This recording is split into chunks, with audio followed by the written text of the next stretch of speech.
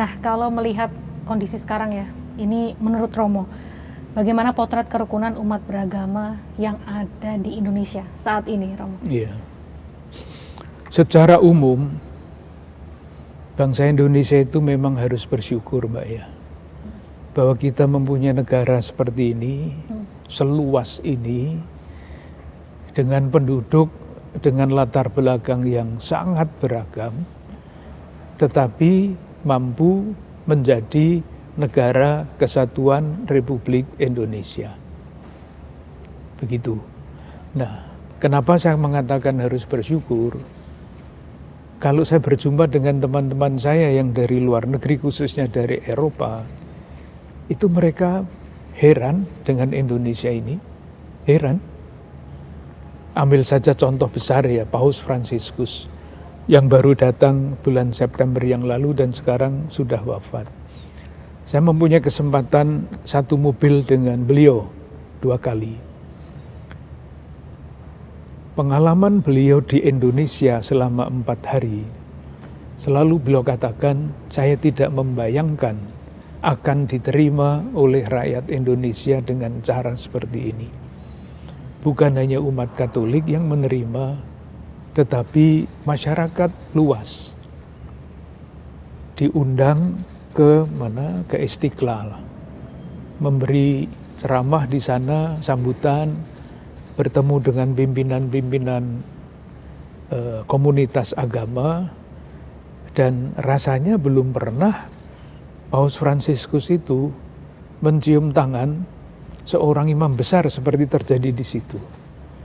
Dan saya juga belum pernah melihat foto Paus itu dicium kepalanya oleh imam besar di situ. Itu tidak bisa dibayangkan oleh orang-orang Eropa.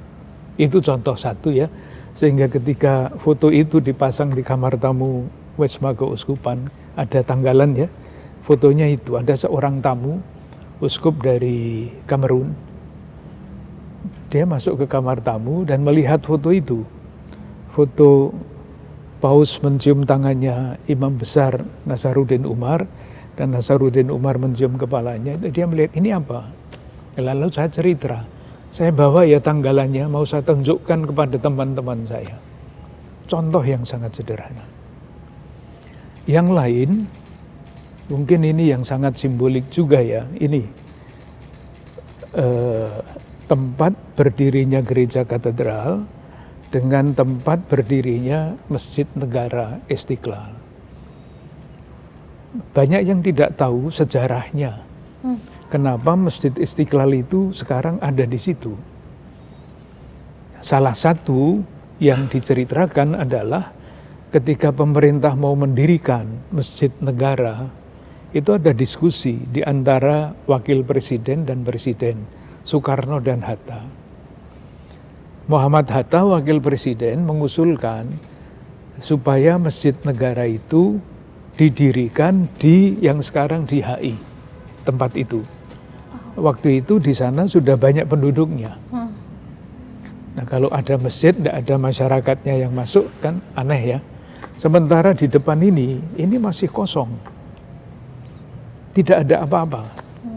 Tetapi Soekarno kekeh, enggak, Masjid Negara mesti didirikan di situ, di mana sekarang ada masjid itu.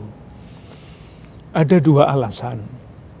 Alasan yang pertama itu memang waktu itu kan masih suasananya membangun nasionalisme, ya, identitas sebagai bangsa Indonesia. Di situ itu ada 2 bangunan atau 1 bangunan dan 1 lapangan dengan nama Ratu Belanda. Jadi kalau menyebut tempat itu dengan kata-kata Belanda kan kita ingat ya kita pernah dijajah Belanda sekian lama. Nah, untuk menghilangkan ingatan yang tidak bagus itu, tempat itu dijadikan sesuatu yang sangat berbeda. Supaya orang tidak tahu lagi bahwa kita pernah dijajah oleh Belanda sekian lama. Itu alasan pertama. Alasan kedua, supaya Masjid Istiqlal dan Gereja Katedral berdampingan. Sebagai cita-cita hidup toleran, hidup bersama sebagai bangsa Indonesia. Wow. Sangat menarik kan, sangat simbolik. Jadi kalau sekarang ini kalau ada tamu-tamu negara, banyak sekali yang dipersilahkan mengunjungi Istiqlal, lalu kemudian menyeberang jalan sebelum ada terowongan itu ya, menyeberang jalan masuk gereja katedral, itu sangat simbolik. Saya ingat betul Presiden Austria tahun sekian itu dengan minta kepada kru televisi yang dia bawa supaya ditunjukkan penyeberangan itu. Itu yang katanya akan diputar di televisi nasional Austria untuk menunjukkan bahwa ini loh cita-cita hidup bersama dengan segala macam latar belakang penduduknya yang berbeda-beda. Nah, itulah yang kemudian disempurnakan dengan terowongan silaturahmi. Ya, sekarang sayangnya belum dibuka untuk umum karena masih dibuat aturan-aturan bagaimana cara memakainya. Ini menyempurnakan simbolik yang diputuskan oleh Presiden Soekarno. Dan nyatanya sangat menarik kalau kita melihat wisatawan-wisatawan baik mancanegara maupun dalam negeri itu berjalan dari sana ke sini, masuk atau keluar dari Masjid Istiqlal, masuk ke gereja ini, melihat bukan hanya keindahan bangunannya, tetapi rasa-rasanya mengenang keindahan cita-cita dan bagaimana cita-cita itu dirawat dan dikembangkan, antara lain dengan membuat terowongan silaturahmi itu. Soal pasti ada. Negara sebesar ini tanpa soal kayak begitu itu ya itulah surga, tapi kita kan belum di surga. Jadi dibandingkan dengan segala macam kemungkinan masalahnya dan masalah yang sungguh terjadi, itu kecil. Oke. Nah, kalau pandangan Romo sendiri, berarti kan ya melihat Indonesia ini bangsa yang besar dengan keberagaman, begitu ya, suku, agama, dan ras yang berbeda-beda. Nah, dari kacamata Romo nih, apa tantangan untuk menjaga keharmonisan antar umat beragama di tengah keanekaragaman ini ya? Kita kan diakui banyak keyakinan juga begitu di Indonesia, dan ya tidak dipungkiri juga ya isu-isu seperti itu kan ada begitu, betul, Romo. ya. Ini kan masalah yang tidak mungkin ditanggapi dengan begitu saja, Mbak ya. Jadi salah satu jawabannya misalnya ya kita adakan atau kita mulai dulu dengan yang diusahakan oleh pemerintah ya. Jadi misalnya ada FKUB, Forum Kerukunan Umat Beragama. Itu kan di negara lain tidak ada itu. Itu diciptakan dengan segala macam problematikanya ya. Tapi nyatanya kan itu berfungsi. Satu. Yang kedua, di Departemen Agama, Kementerian Agama, itu kan semua agama diakui oleh negara dan diberi dengan segala macam dinamikanya tentu saja ya, diakui dan didukung oleh pemerintah. Misalnya itu. Tapi yang tidak kurang penting dari itu adalah mengembangkan dialog. Karena biasanya masalah itu muncul karena kurang memahami satu sama lain. Masalahnya seringkali ada di situ. Jadi misalnya saya ambil contoh ya, ada umat beragama A yang oleh umat beragama B sebelum saling berkenalan itu dianggap berbahaya. Dianggap ya. Tapi kemudian agama B dan agama yang beragama A dan beragama B itu saling mengenal. Lalu ternyata teman saya itu tidak seperti yang saya pikirkan dulu ya. Misalnya, inisiatif masyarakat juga sangat istimewa, banyak sekali. Saya mengenal satu gerakan yang namanya Sabang Merauke. Itu satu lembaga yang mengundang anak-anak tingkat SMP dari berbagai macam daerah, berbagai macam agama. Dan anak-anak itu tahun itu dibawa ke Jakarta, dan anak yang beragama A mesti tinggal di rumah keluarga yang beragama B. Yang beragama B tinggal di rumah keluarga yang beragama C. Itu masih terus belajar. Dan itu yang berinisiatif orang-orang muda, Ibu. Itu inisiatif spontan masyarakat sipil, bukan pemerintah, tetapi sangat istimewa. Cara-cara seperti ini sangat banyak, hanya kurang diceritakan. Nah, kalau mengenai dialog, ya dialog itu kan tatarannya macam-macam ya. Jadi misalnya saya berbicara mengenai dialog kehidupan. Sederhana sekali. Misalnya di desa saya ya, di kampung saya. Masyarakatnya banyak, macam-macam agamanya. Dialog kehidupan itu tidak duduk lalu ngomong-ngomong lalu mendiskusikan agama, enggak. Dialog kehidupan itu hidup sebagai warga masyarakat yang normal, yang biasa, tetapi memandang saudara-saudara sekampung misalnya ya, itu sesama warga negara. Jadi konkretnya, kalau buah rambutan di halaman rumah saya berbuah, ya saya bagi-bagi. Itu biasa sekali di kampung-kampung kan, kayak begitu itu dialog kehidupan. Lalu ada dialog karya. Dialog karya itu, ya mari misalnya ada masalah bencana. Bencana itu kan menyangkut sekian banyak saudara-saudara kita dengan latar belakang yang berbeda-beda. Ya. Hati kita tidak tergerak oleh agama, hati kita tergerak oleh kemanusiaan. Ada saudara-saudari kita yang menderita, kena musibah, mari kita bantu bersama-sama, dialog karya. Nah, seringkali orang itu malah berdebat di media sosial tentang kesalahan agama A, kesalahan agama B. Itu kan bagi saya itu amit-amit ya, itu setan, Mbak. Itu tidak membuat orang rukun, kita belum siap dengan diskusi kayak begitu itu. Itu malah memecah belah, tidak mempersatukan seperti yang kita cita-citakan. Menghargai pilihan iman saudara-saudara kita sebangsa dan setanah air. Tidak menunjukkan ini salah, itu salah. Waduh, saya tidak sangat tidak setuju dengan model-model seperti itu. Oke, kalau dari Gereja Katolik sendiri, Romo, Gereja Katolik ini seperti apa sih perannya? Tentunya dalam merawat toleransi dan kebersamaan di antara masyarakat Indonesia ini. Ya,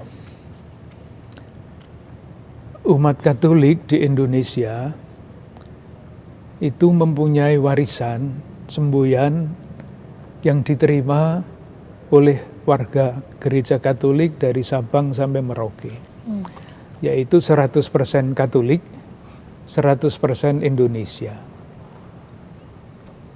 Tidak dibalik ya, 100% Katolik, 100% Indonesia. Itu artinya apa? Artinya dengan menghayati iman Katolik yang benar dan baik, kalau ini dijalankan dengan baik, pasti kita akan menjadi warga negara yang baik juga. Jadi saya membayangkan, bukan membayangkan, tapi menurut kitab suci, manusia itu terdiri dari tubuh, jiwa, dan roh. Tubuh kita membutuhkan makanan yang sehat, supaya hidup kita sehat secara jasmani. Jiwa kita membutuhkan motivasi yang kuat. Roh kita membutuhkan inspirasi iman. Nah, 100% Katolik itu adalah inspirasi iman. Dan sebagai mana diyakini khususnya untuk umat Katolik, ajaran yang paling utama iman kita itu kan bukan yang lain-lain, tetapi ajaran kasih. Dengan segala macam bentuk yang mungkin, dengan segala macam jalan-jalan baru untuk mewujudkan kasih itu.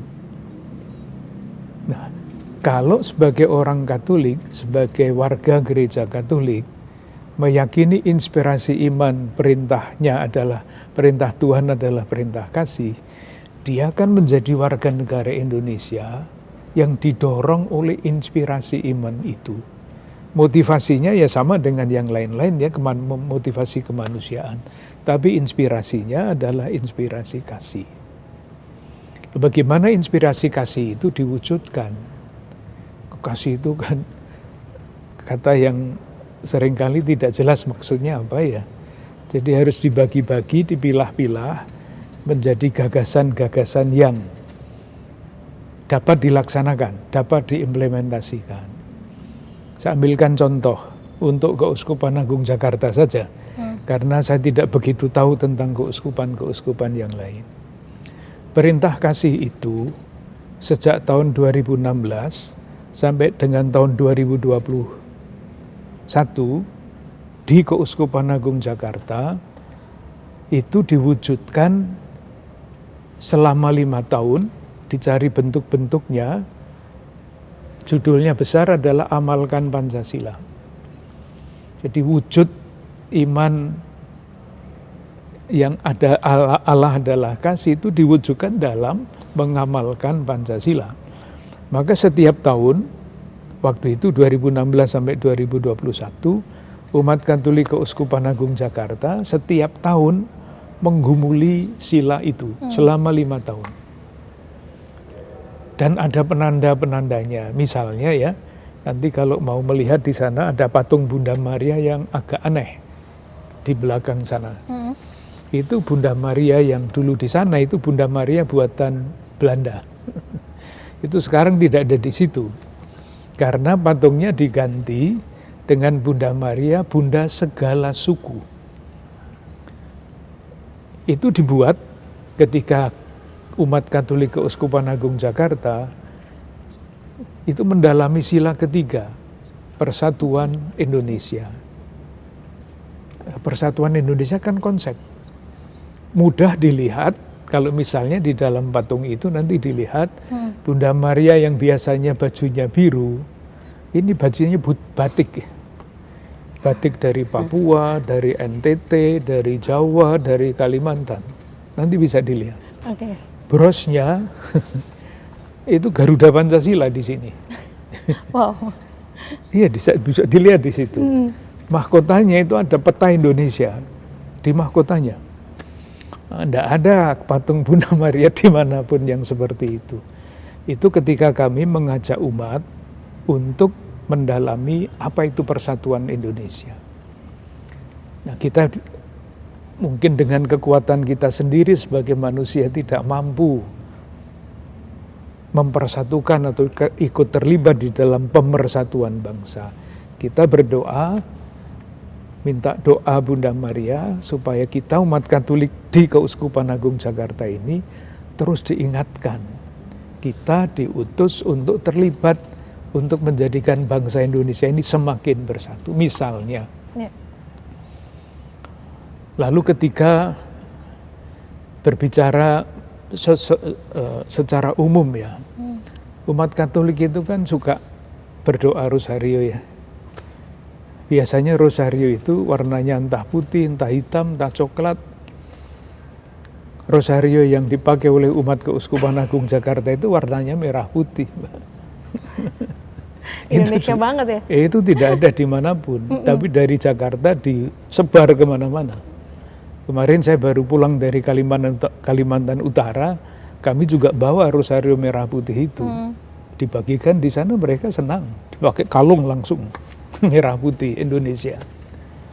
Itu 5 tahun, ya 2016 sampai 2021. Lalu dari tahun 2022 sampai dengan tahun 2026 nanti, kan Pancasila 5 sudah selesai. Lalu 5 tahun berikutnya, kami mengajak umat Keuskupan Agung Jakarta untuk mewujudkan gagasan kasih itu di dalam 5 pokok ajaran sosial gereja. Menghormati martabat manusia. Itu kan relevan sekali zaman sekarang ya. Manusia diperdagangkan, martabatnya tidak dihargai, segala macam masalah muncul dari situ. Nah, kalau kita sungguh ingin menghormati martabat manusia, konsekuensinya apa? harus berjuang untuk kebaikan bersama kan? Ya. Supaya semua warga negara Indonesia semakin sejahtera seperti dicita-citakan oleh pembukaan Undang-Undang Dasar 1945. Nah, kalau kita ingin supaya kebaikan bersama itu terwujud, masyarakat kita itu kan statusnya beda-beda ya. Ada yang kelebihan, ada yang kekurangan, ada yang pas-pasan. Maka nilai yang ketiga adalah solidaritas. Berbagilah gampangannya. Itu nanti masalahnya kalau dilihat di belakangnya, kenapa solidaritas penting, berbagai macam masalah juga ada sebetulnya, bisa dianalisa. Tidak usah pakai analisa yang sangat ilmiah, dilihat secara spontan saja, keadaan yang menuntut solidaritas itu besar sekali. Yang keempat, sebesar apapun solidaritas kita, pasti ada saudara-saudara kita yang kalah, tanda petik ya, yang kurang beruntung. Maka pada tahun ini, tahun 2025, umat Katolik di Keuskupan Agung Jakarta diajak untuk mencari jalan, apapun itu, yang kecil, yang besar kalau bisa, memberi perhatian lebih kepada saudari-saudara kita yang kurang beruntung. Nanti tahun 2026 sedang disiapkan salah satu masalah yang dihadapi oleh umat manusia dan tidak kurang besarnya untuk bangsa Indonesia adalah masalah menjaga lingkungan hidup. Ya. Dulu katedral ini tidak perlu pakai AC. Sekarang kalau tidak AC, umatnya pingsan. Kopios. Bukan hanya kopios, pingsan, Pingsan Mbak. ya? Pernah ada duta besar Perancis yang pingsan di sini. Oh iya? Karena kepanasan, ya. Oh, aduh. Lalu kami berdiskusi, aduh kita malulah kalau begitu ini. Ini untuk memasang AC ini pun dibutuhkan studi kelayakan 4 tahun. Ini bangunan ini kan, bangunan heritage, jadi tidak boleh diapa-apakan. Tidak kelihatan kan kalau ada AC-nya. Iya. Nah, Diumpetin di mana ya, ya Romo? itulah. Perlu studi kelayakan Oke. 4 tahun itu. Jadi yang tadi saya katakan kasih, gereja itu mewartakan kasih. Ya. Kasih harus dicari perwujudannya. Salah satu contoh yaitu umat Katolik di Keuskupan Agung Jakarta. Mari 5 tahun kita pelajari Pancasila, amalkan Pancasila. 5 tahun berikutnya sampai tahun 2026 itu ajaran sosial gereja.